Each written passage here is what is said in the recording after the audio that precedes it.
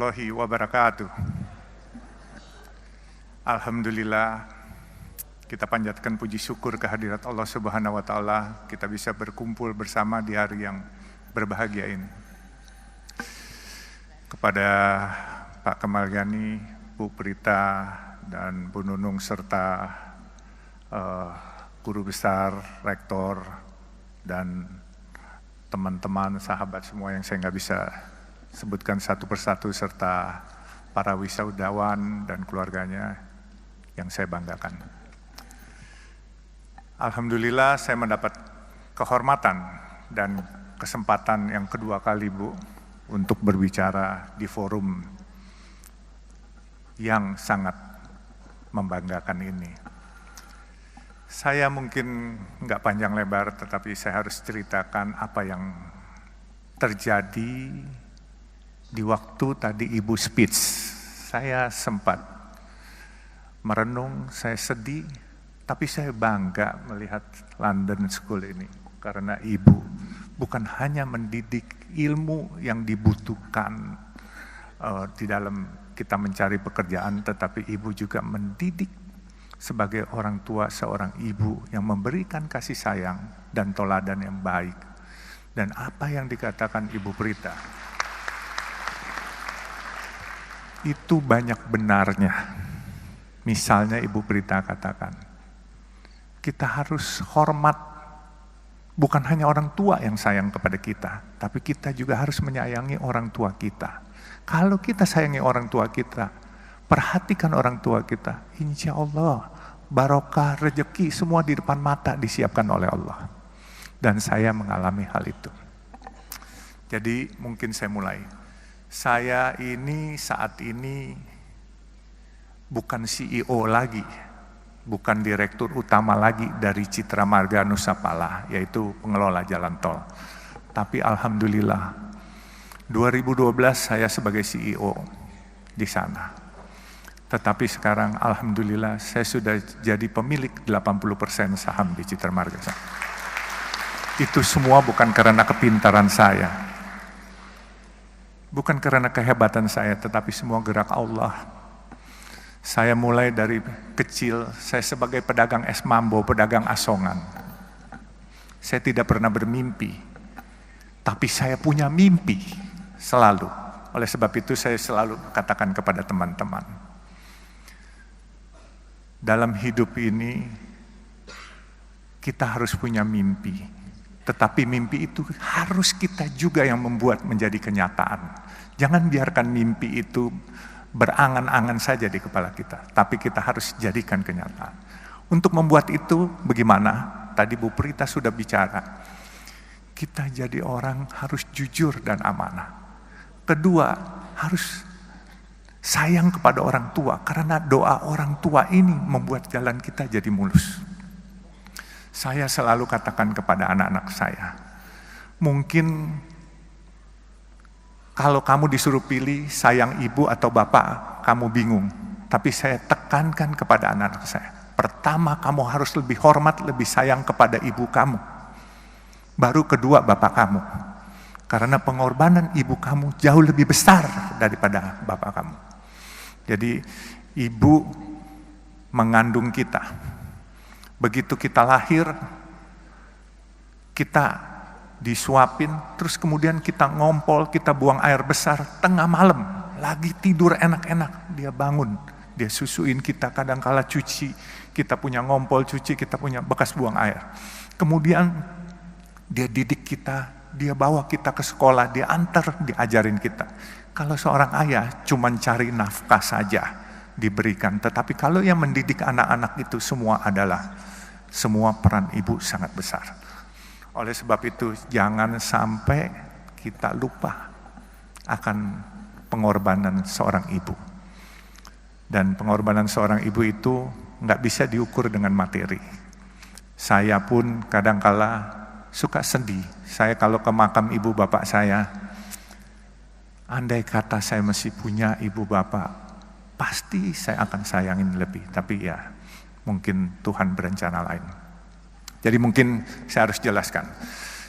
Kegiatan saya adalah dulu cita-cita cuman jadi tukang parkir. Waktu saya sekolah SMA, saya suka liwat di daerah Pasar Baru. Saya tanya tukang parkir, satu hari dapat berapa sih? Dapat 10.000 sampai 15.000. Waktu itu satu mangkok bakmi hanya 300 perak. Jadi kalau 10.000 sama dengan 33 mangkok. Andai kata saya makan satu hari 3 kali, saya masih bisa save 30 mangkok. Berarti saya masih bisa jadi tukang parkir aja udah cukup. Itu cita-cita waktu SMA. Terus saya bermimpi, kok orang-orang bisa sukses? Bagaimana cara sukses? Satu hari saya ke toko buku. Saya lihat buku bagaimana jadi orang sukses. Saya nggak punya uang. Waktu itu toko bukunya di Pasar Baru, toko buku Tropen. Saya hanya duduk ke sana, saya numpang baca, terus saya pulang. Saya bacain buku bagaimana cari orang sukses. Sebenarnya nggak perlu baca buku lagi, karena tadi yang Ibu Prita katakan itulah di buku itu sebenarnya intisarinya. Karena jadi orang sukses itu harus rajin bekerja. Dan juga jangan lupa berdoa, dan juga jangan lupa jujur, dan jangan lupa juga sayang kepada orang tua, dan minta ridho barokah dari orang tua. Itu intisarinya. Dan saya selalu bermimpi memang menjadi orang sukses. Mimpi itu saya sendiri pesimis waktu itu untuk sukses. Tetapi seperti saya katakan, bahwa ini semua gerak Tuhan, bukan gerak saya. Saya jadi mualaf umur 24 tahun. Saya diangkat anak oleh almarhum Buya Hamka. Dan seiring saya jadi mualaf, saya cuma niat minta kepada Allah. Karena waktu saya jadi mualaf itu Buya Hamka bilang, "Nak, dosa-dosamu mulai hari ini 0. Jadi kamu mulai lagi dengan yang baik ya." Jadi saya mulai dengan yang baik. Dan saya niat minta kepada Allah, "Ya Allah, dengan perkenan Engkau, kalau memang diperkenankan, aku ingin mengharumkan nama Islam dan aku ingin sukses." Sukses itu entah bagaimana, apakah punya nama besar, apakah punya harta, saya bilang terserah. Rupanya doa saya dijabah Allah. Dan saya bisa mendapat kesempatan mempunyai usaha. Saya punya usaha kayu dulu di Kalimantan, saya bikin triplex. Tapi waktu Orde Baru, karena saya kurang dekat dengan pemerintahan waktu itu, akhirnya saya dikeluarkan satu surat untuk tidak dilayani dokumentasinya. Akhirnya saya tutup pabrik saya, 11.000 karyawan saya harus pulang ke Jawa itu semua. Dan saya nggak kecil hati. Saya bilang, "Ya Allah, kalau memang ini rencanamu, nggak apa-apa. 11.000 karyawan bedol desa semua pulang." Saya diam, terus saya coba lagi untuk berusaha lagi. Tetap kadangkala jatuh bangun itu pasti. Ya ada hal-hal waktu 2008, saya ingat itu pabrik tahun 94 saya tutup dan saya 2008 diajak seorang teman. 14 tahun saya pensiun itu ibaratnya nggak ada kerjaan. Diajak seorang teman untuk ikut di perusahaan pemboran minyak lepas pantai. Tapi 1 tahun saya bilang ini bukan bidang saya. Kemudian saya tahun 2012 saya ditawarkan oleh pemegang saham yang sedang berantem, pemegang saham jalan tol Citra Marga Nusa Pala Persada. Itu jalan tol dalam kota, dan sekarang ini kalau perusahaan tol swasta terbesar adalah Citra Marga. Jadi saya ceritakan juga, inilah mungkin yang paling penting. Waktu saya masuk di Citra Marga, ini pemegang sahamnya berantem, menanyakan kepada saya, kamu berani nggak jadi direktur utama? Saya bilang, kenapa harus saya? Karena ini raksasa-raksasa lagi pada berantem semua. Waktu itu Citra Marga yang punya adalah Ibu Tutut di antaranya. Terus ada Robi Sumampau, Robi Kete, dan ini naga-naga semualah. Kebenaran saya ini kelahiran Kalimantan Timur, dari Sungai Mahakam saya lahir. Lalu saya jawab sama teman-teman saya, selama enggak nyuri, saya berani apa saja, saya bilang, dan tidak korupsi. Akhirnya saya ditunjuk sebagai direktur utama. Di waktu saya ditunjuk sebagai direktur utama, saya melihat karena ini perusahaan publik, pemegang sahamnya ini banyakkan institusi-institusi asing. Saya lihat ini perusahaan bagus. Kenapa saya bilang bagus? Coba pikirkan, ini kalau bukan gerak Tuhan, saya nggak akan memiliki perusahaan ini. Saya dulu punya perusahaan kayu, saya pernah punya restoran, saya pernah punya hotel. Hotel pelayanan nggak baik, omset akan turun, orang nggak balik lagi. Restoran makanannya asin atau pedas, kepedesan, orang besok nggak balik lagi. Makanya saya bilang, saya bisa dapat jalan tol ini, coba pikirkan jalan tol. Kalian pernah lewat jalan tol, bayar, macet, marah-marah hari ini, brengsek nih jalan, macet, bayar pula. Besok kalian dengan senyum nganterin duit lagi kepada kita. Nah itu bedanya. Jadi jalan tol itu, mau keasinan, mau kepedesan, mau kemanisan, tetap dimanfaatkan. Nah ini semua gerak Tuhan yang milihin. Jadi saya berpikir gini, saya tidak punya rencana punya jalan tol. Tetapi jalan tol ini gini, kalau saya tidur, jam 10 malam, itu truk-truk besar yang nyariin duit sampai subuh jam 5 pagi. Kemudian kalau saya lagi melek, bangun sedan-sedan dan kendaraan umum dari jam 5 pagi sampai jam 10 malam. Nah jadi itulah perkembangan jalan tol, bisnis ini beda dengan hotel, dengan restoran, dan yang lain-lain. Nah saya bisa ceritakan, waktu saya lihat perusahaan ini bagus, saya kumpulkan teman-teman saya. Teman-teman saya dari berbagai macam suku, ada yang Tionghoa atau yang disebut Aseng. Jadi saya bilang, ini daripada asing yang milikin, kenapa enggak kita-kita, kalian para Aseng, teman-teman maupun yang lain, ayo kita milikin. Mereka tanya sama saya, bagaimana? Saya bilang, gampang, siapin aja dananya, saya bikin asing ini keluar barangnya. Jadi waktu itu saya direktur utama, apa yang saya sebut itu pasti bereaksi market.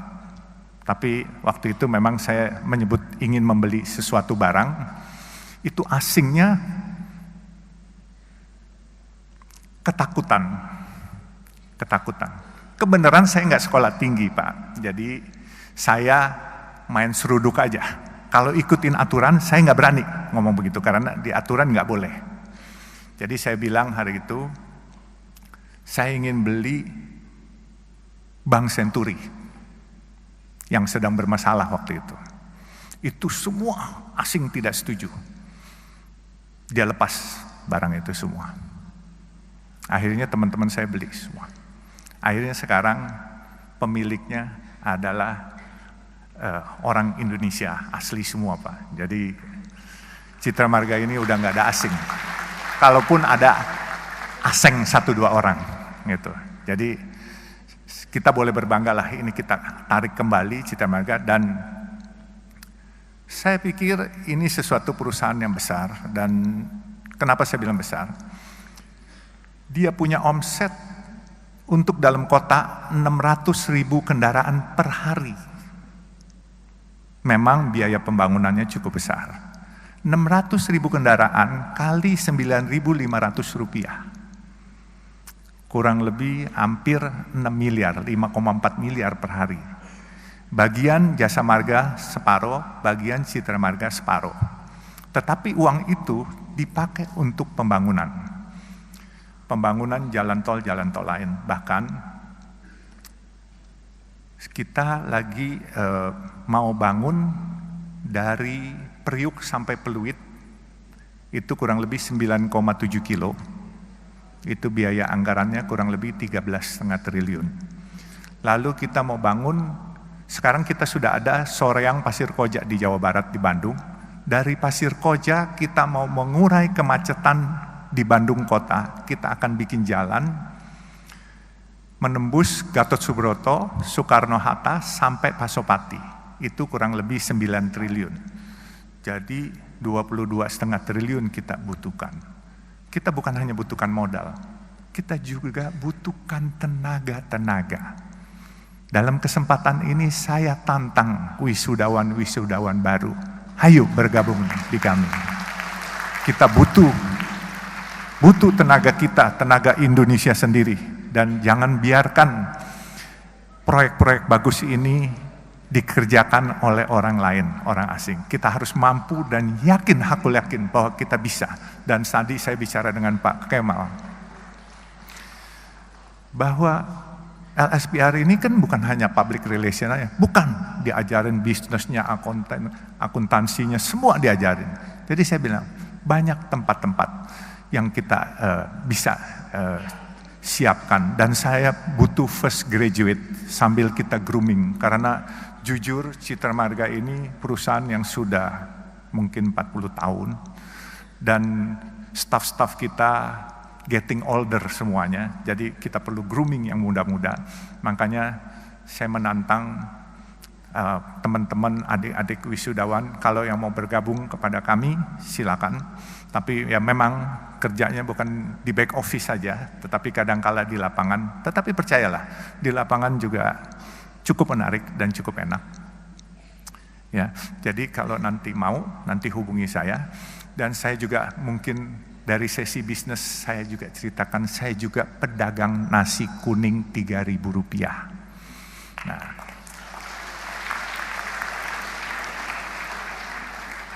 mungkin orang bertanya, kenapa saya dagang nasi kuning Rp3.000? Tadi Pak Kemal nanya, kenapa nggak kasih gratis? Saya beli nasi kuning 10.000, saya jual 3.000. Secara matematika, orang bilang rugi, saya bilang untung. Gitu. Nanti saya ceritain kenapa untung. Saya harus ceritakan juga, tadi bicara dengan Pak Kemal. Kok nggak dikasih gratis saja? Kalau saya kasih gratis, saya memonopoli sedekah itu dan saya memonopoli pahala itu. Tapi kalau saya jual 3.000, saudara-saudara kita yang biasa makan 10.000, dia bisa makan 3.000, dia bisa sedekah buat orang lain yang di bawah dia 3.000 juga, dia mesti save 4.000. Jadi bukan bisnis aja yang nggak boleh dimonopoli, sedekah juga nggak boleh monopoli, pahala juga nggak boleh dimonopoli. Nah, saya tekankan siapapun yang ingin ikut program nasi kuning saya, kemarin siang baru dibuka di Kelurahan Menteng, Jalan Anyar, bekerja sama dengan SMP negeri setempat. Itu nasi kuning, tapi dia seminggu sekali. Saya biasa buka Senin sampai Jumat, kita udah ada 12 outlet. Saya ada di Semarang, di depan markas tentara Kesatriaan, di Bandung, di depan markas Yonsipur, sama di Jalan Banten, situ ada 2. Terus kita ada di Cimanggis, Karawang, dan Jakarta. Jakarta cukup banyak kita. Di kantor Sunter, di Masjid Baba Alun di daerah Warakas, Papango.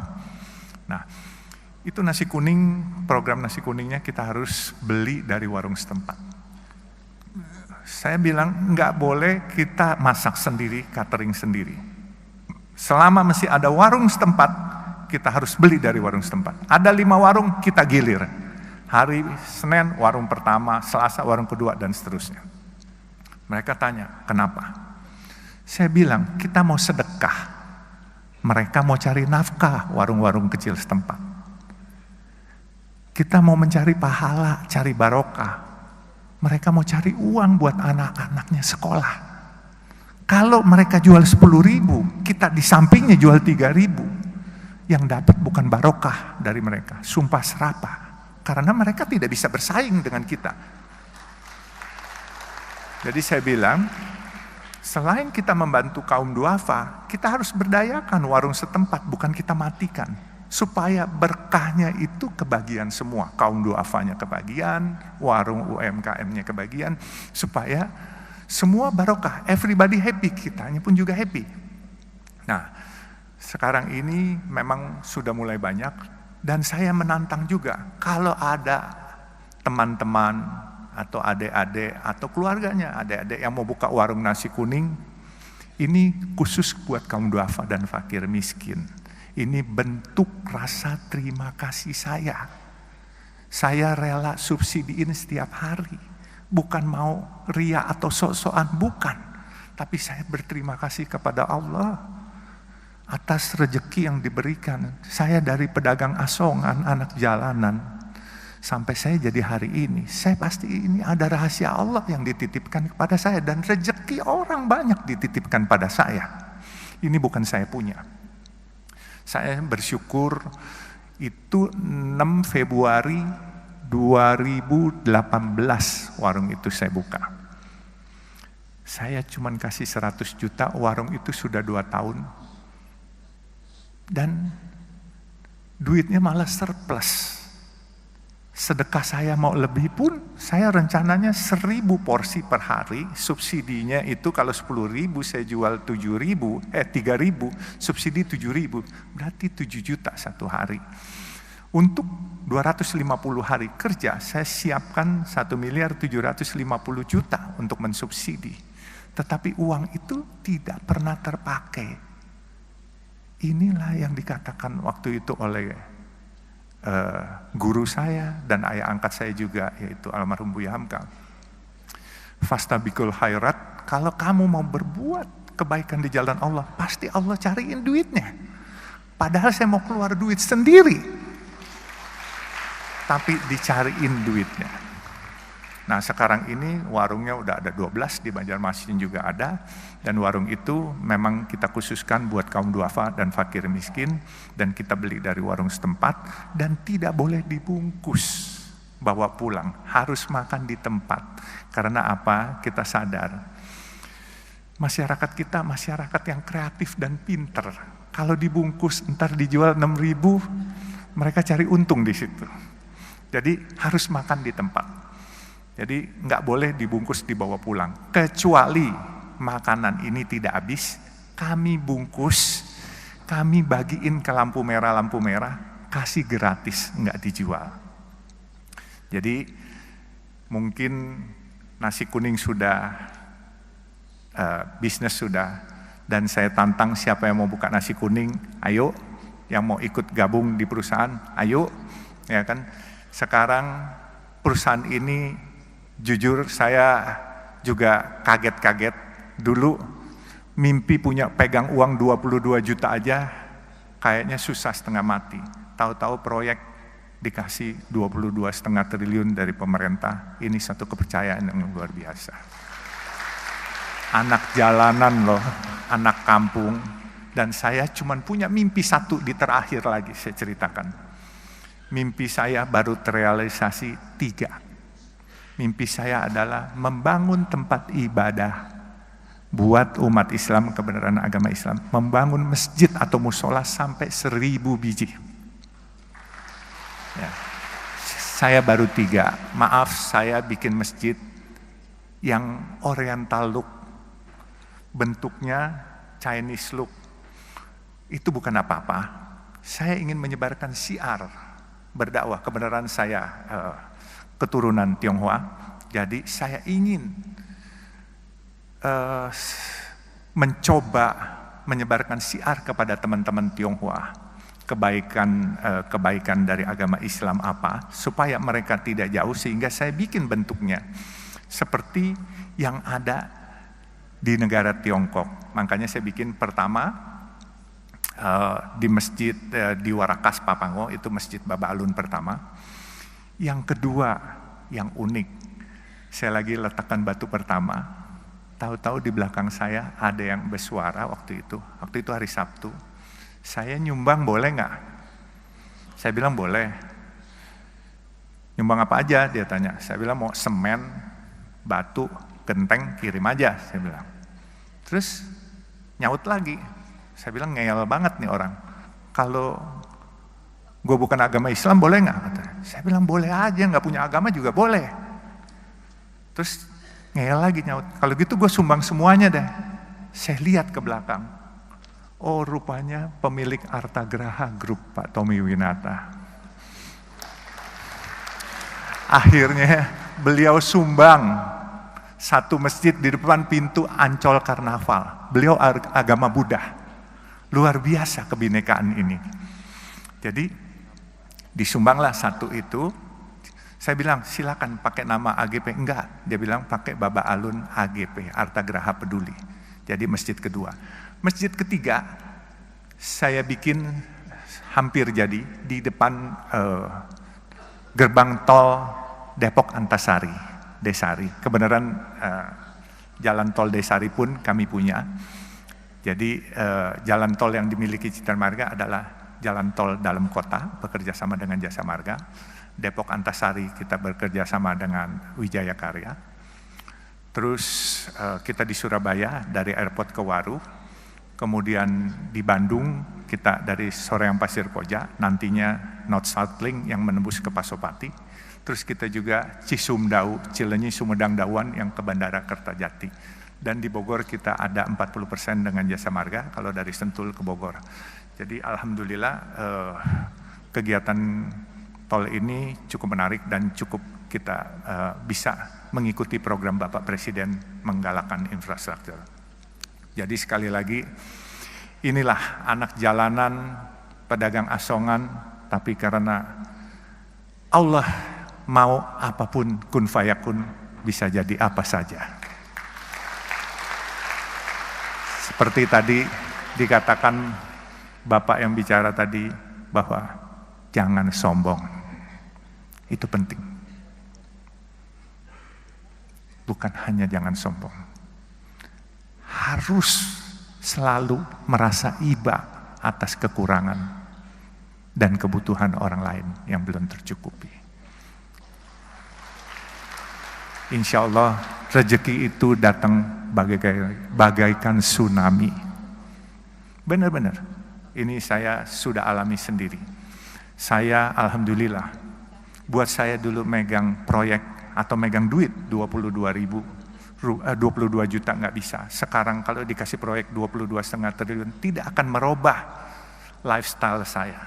Saya tetap berpenampilan ke kantor pakai celana jeans. Berhubung ini di tempat terhormat saya pakai celana jeans hitam Pak, maaf ya Pak. Biasanya warna biru gitu. Jadi saya tetap juga ini pakaian agak bagusan dikit Pak. Kalau enggak pakaian saya agak compang-camping Pak. Jadi maaf nih Pak. Jadi nggak boleh sombong, itu kunci paling sukses. Karena apa? Kalau kita nggak sombong, kita selalu mau tahu dan bertanya. Saya belajarnya ini dari supir dan dari marketing rokok. Waktu saya umur 17, tetangga saya itu agen rokok. Jadi saya suka duduk ngobrol sama supirnya, sama marketingnya. Saya selalu tanya.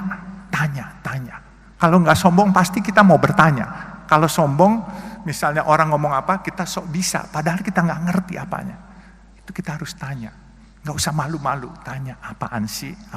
Ini menambah wawasan kita. Nah setelah menambah wawasan kita, insya Allah kita jadi pinter. Saya sekolah tidak lulus kayak adik-adik wisudawan sekarang. Saya sekolah cuman sampai SMA, lulus, terus saya di Fakultas Kedokteran pernah, di Fakultas Hukum pernah, cuman tingkat 1, tingkat 2 saja. Tetapi ya, saya bisa jadi hari ini, masa kalian yang sudah sarjana nggak bisa lebih dari saya? Gengsi dong. Jadi mungkin karena waktunya terbatas, nanti kita sesi tersendiri. Kalau ini hubungi saya aja. Kalau mau buka nasi kuning, kalau mau bergabung ke saya, nggak usah melalui staf saya. Hubungi nomor telepon saya, silakan kalau mau dicatat. 081 381 55 99 55. Jadi langsung ke saya dan saya akan salurkan kepada rekan-rekan kerja saya untuk segera diproses. Jadi saya bulan Juni kemarin di Unmul juga disuruh speech, tetapi speech di sini saya berkesan dengan wejangan-wejangan Ibu Berita yang begitu welas asih dan keibuan, dan semua intisari orang sukses sudah dibacakan oleh Ibu Berita tadi semuanya. Jadi camkan itu kata-kata, insya Allah kalian semua akan berkiprah dan sukses, dan aku yakin lebih sukses dari saya. Amin, amin ya Rabbal Alamin. Kurang lebihnya saya mohon dimaafkan. Jadi ya inilah gaya bicara anak kampung yang nggak sekolah, tetapi ya mohon sekali lagi dimaafkan kurang lebihnya. Wabillahi taufiq wal hidayah. Wassalamualaikum warahmatullahi wabarakatuh.